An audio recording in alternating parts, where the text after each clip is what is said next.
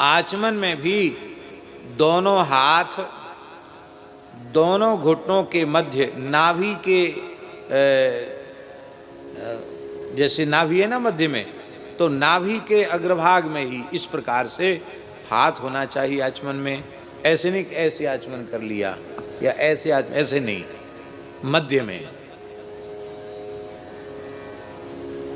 आचमनी से आचमन नहीं करना चाहिए।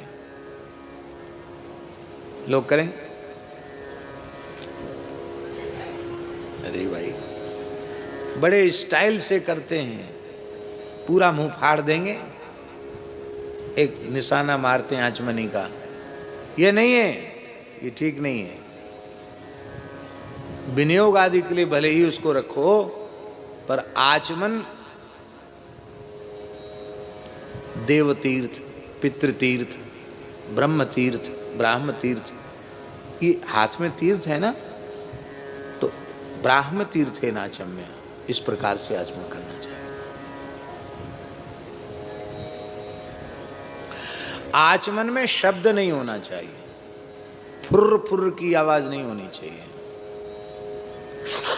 ऐसे नहीं होना चाहिए कि पता चले कि आचमन कर रहे हैं। अंगुष्ठ मूल से प्रोक्षण करके फिर हाथ धोना चाहिए, पर्याप्त जल रखना चाहिए। बहुत से लोग संध्योपासन उसी से आचमन कर लेंगे, उसी से जल बचे हुए से सूर्यार्घ। नहीं, बिल्कुल नहीं। पृथक सूर्यार्घ का पात्र अलग होना चाहिए, अर्घ पात्र अलग होना चाहिए,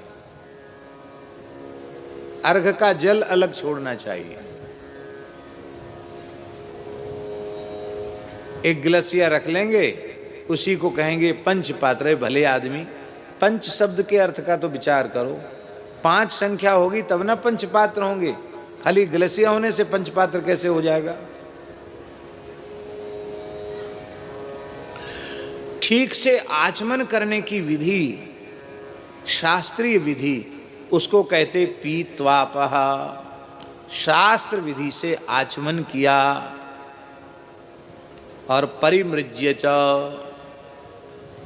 परिमार्जन किया अंगुष्ठ मूल से, फिर हाथ धोया, फिर प्राणायाम किया।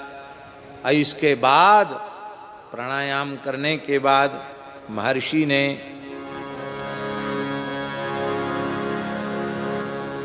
आह्वान किया। महर्षि के यहाँ सुदीर्घ काल से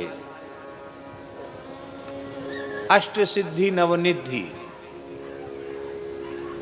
ये उनके आस पास ही रहती थी, पास में पड़ी रहती थी। अष्ट सिद्धि नवनिधि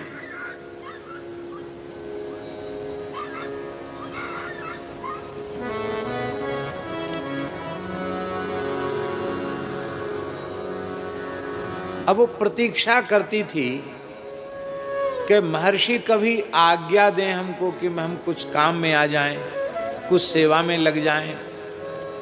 लेकिन महर्षि ने आज तक उन अष्ट सिद्धि और नवनिधियों की ओर अपने नेत्र उठाकर नहीं देखा था।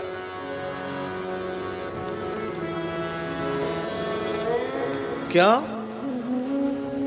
क्योंकि परमार्थ के पथ में सिद्धियां, रिद्धि सिद्धि ये उपयोगी नहीं है, ये बहुत भारी विघ्न है।